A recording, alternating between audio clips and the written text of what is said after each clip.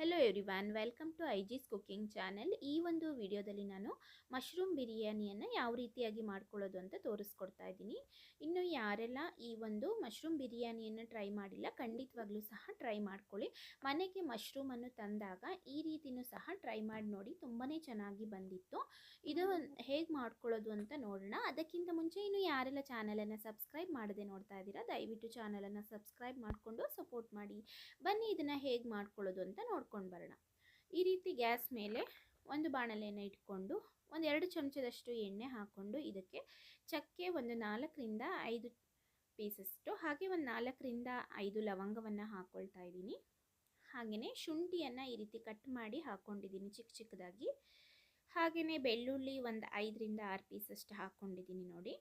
ಕಾಳು ಮೆಣಸುಗಳು ಒಂದು 7ರಿಂದ 8 ಕಾಳಷ್ಟು ತೊಗೊಂಡಿದ್ದೀನಿ.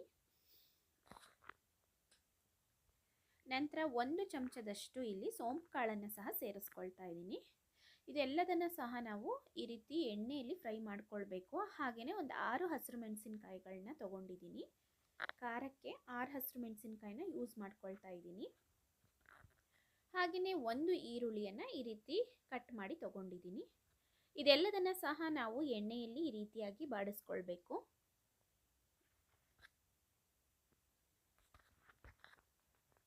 ನೋಡಿ, ಈಗ ಇದಕ್ಕೆ ಕೊತ್ತಂಬರಿ ಸೊಪ್ಪನ್ನು ಸಹ ಸೇರಿಸ್ಕೊಂಡಿದ್ದೀನಿ. ನೀವು ಯಾವ ಕ್ವಾಂಟಿಟಿಯಲ್ಲಿ ಮಾಡ್ತಾ ಇದ್ದೀರಾ ಅದಕ್ಕೆ ಅನುಸಾರವಾಗಿ ಈ ರೀತಿ ತಗೊಳ್ಬೇಕಾಗತ್ತೆ. ನಾನಿಲ್ಲಿ 1.5 ಲೋಟದಷ್ಟು ಅಕ್ಕಿಯನ್ನು ಉಪಯೋಗಿಸ್ಕೊಳ್ತಾ ಇದ್ದೀನಿ. ಅಷ್ಟಕ್ಕೆ ನಾನು ಇಷ್ಟು ಮಸಾಲೆ ಪದಾರ್ಥಗಳನ್ನು ಹುರಿದು ತಗೊಳ್ತಾ ಇದ್ದೀನಿ. ನೋಡಿ, ಈ ರೀತಿ ಎಣ್ಣೆಯಲ್ಲಿ ಹುರಿದು ತಗೊಂಡು ಇದನ್ನು ಮಿಕ್ಸಿಯಲ್ಲಿ ನಾವು ಗ್ರೈಂಡ್ ಮಾಡ್ಕೊಳ್ಬೇಕಾಗತ್ತೆ. ನೋಡಿ, ಮೆಣಸಿನಕಾಯಿ ಈ ರೀತಿ ಚೆನ್ನಾಗಿ ಕುಕ್ ಆಗಬೇಕು. ನಂತರ ಇದನ್ನು ನಾವು ಮಿಕ್ಸಿ ಜಾರಿಗೆ ಹಾಕ್ಕೊಂಡು ಚೆನ್ನಾಗಿ ಇದನ್ನು ರುಬ್ಕೊಳ್ಬಹುದು. ನೋಡಿ, ಇದನ್ನು ಆರಕ್ಕೆ ಬಿಡೋಣ. ಇದೀಗ ರೆಡಿ ಇದೆ. ಇದು ಆರಿದ ನಂತರ ಇದನ್ನು ನಾವು ಚೆನ್ನಾಗಿ ಮಿಕ್ಸಿಯಲ್ಲಿ ಗ್ರೈಂಡ್ ಮಾಡಿ ತಗೊಳ್ಳೋಣ.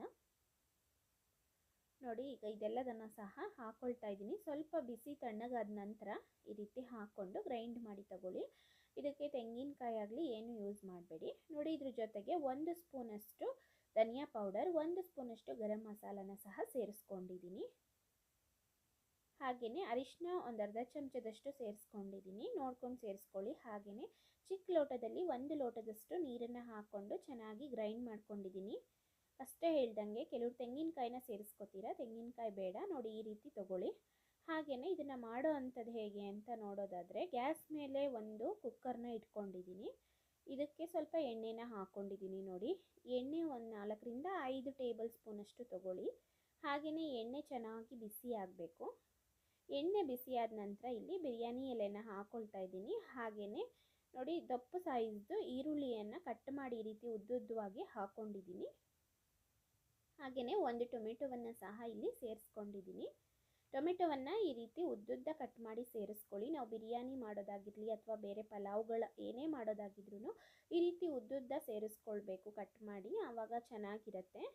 ನೋಡಿ, ಈಗ ಸ್ವಲ್ಪ ಟೊಮೆಟೊ ಮತ್ತು ಈರುಳ್ಳಿಯನ್ನು ಅದಕ್ಕೆ ಅರಿಶಿನ ಹಾಕಿದರೆ ಬೇಗ ಮೆತ್ತಗಾಗತ್ತೆ ಅನ್ನೋ ಕಾರಣಕ್ಕೆ ಒಂದು 2ರಿಂದ 3 ಚಿಟಿಕೆಯಷ್ಟು ಅರಿಶಿನ ಹಾಕ್ಕೊಂಡು ಈ ರೀತಿ ತಿರುಗಿಸ್ಕೊಳ್ತಾ ಇದ್ದೀನಿ. ನಾನು ಮಸಾಲೆ ರುಬ್ಕೊಳ್ಳುವಾಗನೂ ಸಹ ಅರಿಶಿನವನ್ನು ಸೇರಿಸ್ಕೊಂಡಿದ್ದೆ, ನೋಡ್ಕೊಂಡು ಹಾಕ್ಕೊಳ್ಬೇಕು. ಹಾಗೆ ಕ್ಲೀನ್ ಮಾಡಿ ಇಟ್ಕೊಂಡಿರುವಂತಹ ಮಶ್ರೂಮನ್ನು ಸಹ ನಾನಿಲ್ಲಿ ಸೇರಿಸ್ಕೊಂಡಿದ್ದೀನಿ. ಒಂದು 200 ಗ್ರಾಮಷ್ಟು ಮಶ್ರೂಮನ್ನು ಈ ರೀತಿ ಕಟ್ ಮಾಡಿ ಸೇರಿಸ್ಕೊಂಡಿದ್ದೀನಿ. ನೋಡಿ, ನೀಟಾಗಿ ಒಂದ್ಸತಿ ಒಗ್ಗರಣೆಯಲ್ಲಿ ಒಂದು 2 ನಿಮಿಷಗಳ ಕಾಲ ಈ ರೀತಿ ಫ್ರೈ ಮಾಡ್ಕೊಳ್ಬೇಕು.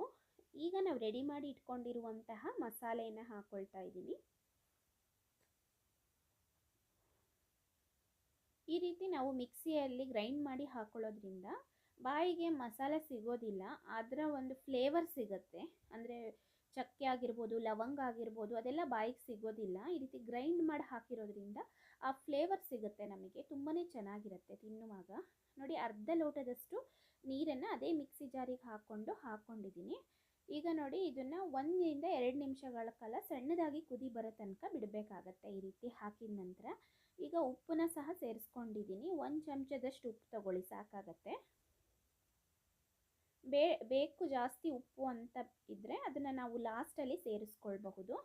ನೋಡಿ, ಇದನ್ನೀಗ ಈ ರೀತಿ ಒಂದು ಲಿಡ್ಡನ್ನು ಕ್ಲೋಸ್ ಮಾಡಿಕೊಂಡು ಸಣ್ಣದಾಗಿ ಕುದಿ ಬರೋ ತನಕ ಬಿಟ್ಟಿದ್ದೆ. ನೋಡಿ, ಈ ರೀತಿ ಕುದಿ ಬರ್ತಿದೆ. ಈಗ ಇದಕ್ಕೆ ನಾವು ತೊಳೆದಿಟ್ಟಿರುವಂತಹ ಅಕ್ಕಿಯನ್ನು ಹಾಕ್ಕೊಳ್ಬಹುದು. ನಾನಿಲ್ಲಿ ಬಾಸುಮತಿ ಅಕ್ಕಿಯನ್ನು ಉಪಯೋಗಿಸ್ಕೊಳ್ತಾ ಇದ್ದೀನಿ. ಇದನ್ನು ಅರ್ಧ ಗಂಟೆ ನೆನೆಸಿಟ್ಕೊಂಡಿದ್ದೆ. ನೋಡಿ, 1.5 ಲೋಟದಷ್ಟು ಬಾಸುಮತಿ ಅಕ್ಕಿಯನ್ನು ಉಪಯೋಗಿಸ್ಕೊಳ್ತಾ ಇದ್ದೀನಿ. ಇದಕ್ಕೆ ಇಲ್ಲಿ ಟೋಟಲ್ ಆಗಿ ನಾನು 2.5 ಲೋಟದಷ್ಟು ನೀರನ್ನು ಉಪಯೋಗಿಸ್ಕೊಳ್ತಾ ಇದ್ದೀನಿ. ಅಂದರೆ ಮೊದಲನೇದಾಗಿ ನಾನು ಮಿಕ್ಸಿ ಜಾರಿಗೆ ಅರ್ಧ ಲೋಟದಷ್ಟು ನೀರನ್ನು ಉಪಯೋಗಿಸ್ಕೊಂಡಿದ್ದಾಗಿದೆ. ಈಗ ನೋಡಿ 2 ಲೋಟದಷ್ಟು ನೀರನ್ನು ಮಾತ್ರ ಉಪಯೋಗಿಸ್ಕೊಳ್ತಾ ಇದ್ದೀನಿ. ಟೋಟಲ್ ಆಗಿ ಇಲ್ಲಿ 1.5 ಲೋಟದಷ್ಟು ಬಾಸುಮತಿ ಅಕ್ಕಿಗೆ 2.5 ಲೋಟದಷ್ಟು ನೀರನ್ನು ತಗೊಂಡಿದ್ದೀನಿ. ಇದು ಸರಿಯಾದಂತಹ ಒಂದು ಕನ್ಸಿಸ್ಟೆನ್ಸಿ. ಇದೇ ರೀತಿಯಾಗಿ ಮಾಡಿ. ಹಾಗೆಯೇ ಒಂದು ಅರ್ಧ ಹೋಳು ನಿಂಬೆ ರಸವನ್ನು ಸಹ ಹಿಂಡಿ ತೊಗೊಂಡಿದ್ದೀನಿ. ನೋಡಿ, ಇದನ್ನು ಚೆನ್ನಾಗಿ ಒಂದ್ಸರಿ ನಿಂಬೆ ರಸ ಹಾಕಿದ ನಂತರ ತಿರುಗಿಸ್ಕೊಳ್ಳೋಣ. ಇದು ಸಣ್ಣದಾಗಿ ಕುದಿ ಪ್ರಾರಂಭ ಆಗೋ ತನಕ ನಾವು ಹೈ ಫ್ಲೇಮಲ್ಲಿ ಗ್ಯಾಸನ್ನು ಇಟ್ಟು ಈ ರೀತಿಯಾಗಿ ಕುದಿ ಬರೋ ತನಕ ಬಿಡಬೇಕಾಗತ್ತೆ. ಇದು ಕುದಿ ಪ್ರಾರಂಭ ಆದ ನಂತರ ತಿರುಗಿಸ್ಕೊಂಡು ನಂತರ ಲಿಡ್ಡನ್ನು ಕ್ಲೋಸ್ ಮಾಡಿಕೊಂಡು 1 ವಿಷಲ್ ಬರೋ ತನಕ ಬಿಡ್ತಾ ಇದ್ದೀನಿ. ಇಲ್ಲಿ ನಾನು ಅಕ್ಕಿಯನ್ನು ನೆನೆಸಿ ತೊಗೊಂಡಿರೋದ್ರಿಂದ ಈ ರೀತಿಯಾಗಿ 1 ವಿಷಲ್ನ ಹಾಕಿಸ್ಕೊಂಡಿದ್ದೀನಿ. ನೋಡಿ ಈ ರೀತಿಯಾಗಿ ಬಂದಿತ್ತು ಫ್ರೆಂಡ್ಸ್. ತುಂಬಾ ಚೆನ್ನಾಗಿ ಪರ್ಫೆಕ್ಟಾಗಿ ಬಂದಿತ್ತು. ಇದೇ ವಿಧಾನದಲ್ಲಿ ನೀವು ಸಹ ಟ್ರೈ ಮಾಡ್ಕೊಳ್ಳಿ ಮನೆಯಲ್ಲಿ. ತುಂಬಾ ಚೆನ್ನಾಗಿ ಬರುತ್ತೆ. ಯಾವುದೇ ಅಕ್ಕಿಯನ್ನು ಬೇಕಾದರೂ ತೊಗೊಂಡು ಟ್ರೈ ಮಾಡಿ, ಇಷ್ಟೇ ಚೆನ್ನಾಗಿ ಟೇಸ್ಟಿಯಾಗಿ ಬರುತ್ತೆ. ನೋಡಿ ಫ್ರೆಂಡ್ಸ್, ಈಗ ಇದನ್ನು ನೀಟಾಗಿ ಮೇಲಿಂದ ಕೆಳಗೆ ಮಿಕ್ಸ್ ಮಾಡ್ಕೊಳ್ಬೇಕು. ನೋಡಿ ಎಷ್ಟು ಯಮ್ಮಿಯಾಗಿ ಚೆನ್ನಾಗಿ ಬಂದಿದೆ. ಇದನ್ನು ರೈತ ಜೊತೆ ಬೇಕಾದರೂ ನಾವು ಸರ್ವ್ ಮಾಡ್ಕೊಳ್ಬೋದು, ಹಾಗೇನೂ ತಿನ್ಬೋದು. ತುಂಬಾ ಚೆನ್ನಾಗಿರುತ್ತೆ. ನೋಡಿ, ಮಶ್ರೂಮ್ ಬಿರಿಯಾನಿ ಈ ರೀತಿಯಾಗಿ ಪರ್ಫೆಕ್ಟಾಗಿ ಚೆನ್ನಾಗಿ ಬಂದಿತ್ತು. ನೀವು ಸಹ ಟ್ರೈ ಮಾಡಿ. ಹಾಗೆಯೇ ಇದಕ್ಕೆ ನಾನು ಮೇಲ್ಗಡೆಯಿಂದ ಈರುಳ್ಳಿಯನ್ನು ಈ ರೀತಿ ಫ್ರೈ ಮಾಡಿ ಹಾಕ್ಕೊಂಡಿದ್ದೀನಿ. ಇದನ್ನು ಸ್ವಲ್ಪ ಬ್ರೌನ್ ಕಲರ್ ಬರೋ ತನಕ ಈರುಳ್ಳಿಯನ್ನು ಚೆನ್ನಾಗಿ ಫ್ರೈ ಮಾಡಿ ನಂತರ ಮೇಲೆ ಈ ರೀತಿ ಉದುರಿಸ್ಕೊಂಡ್ರೆ ಇನ್ನೂ ಸಹ ಟೇಸ್ಟು ತಿನ್ನುವಾಗ ಚೆನ್ನಾಗಿರುತ್ತೆ. ಈ ರೀತಿ ನೀವು ಸಹ ಮನೆಯಲ್ಲಿ ಟ್ರೈ ಹೇಗೆ ಬಂತು ಅಂತ ನನಗೆ ಕಾಮೆಂಟ್ ಬಾಕ್ಸಲ್ಲಿ ತಿಳಿಸೋದನ್ನು ಖಂಡಿತವಾಗ್ಲೂ ಮರಿಬೇಡಿ ಫ್ರೆಂಡ್ಸ್. ತುಂಬಾ ಚೆನ್ನಾಗಿ ಯಮ್ಮಿಯಾಗಿ ಬಂದಿದೆ. ಇದೇ ವಿಧಾನದಲ್ಲಿ ಟ್ರೈ ಮಾಡ್ಕೊಳ್ಳಿ ನೀವು ಸಹ ಮನೆಯಲ್ಲಿ. ಹಾಗೆಯೇ ನಾನು ಅಪ್ಲೋಡ್ ಮಾಡ್ತಿರುವಂತಹ ಎಲ್ಲ ವಿಡಿಯೋಗಳು ನಿಮಗೆ ಇಷ್ಟ ಆಗ್ತಿದ್ದರೆ ವಿಡಿಯೋವನ್ನು ಲೈಕ್ ಮಾಡಿ, ಹಾಗೆ ಚಾನಲನ್ನು ಸಬ್ಸ್ಕ್ರೈಬ್ ಮಾಡಿಕೊಂಡು ಸಪೋರ್ಟ್ ಮಾಡಿ. ವಿಡಿಯೋಗಳನ್ನು ನಿಮ್ಮ ಫ್ರೆಂಡ್ಸ್ಗಳಿಗೂ ಸಹ ಶೇರ್ ಮಾಡಿ. Thank you.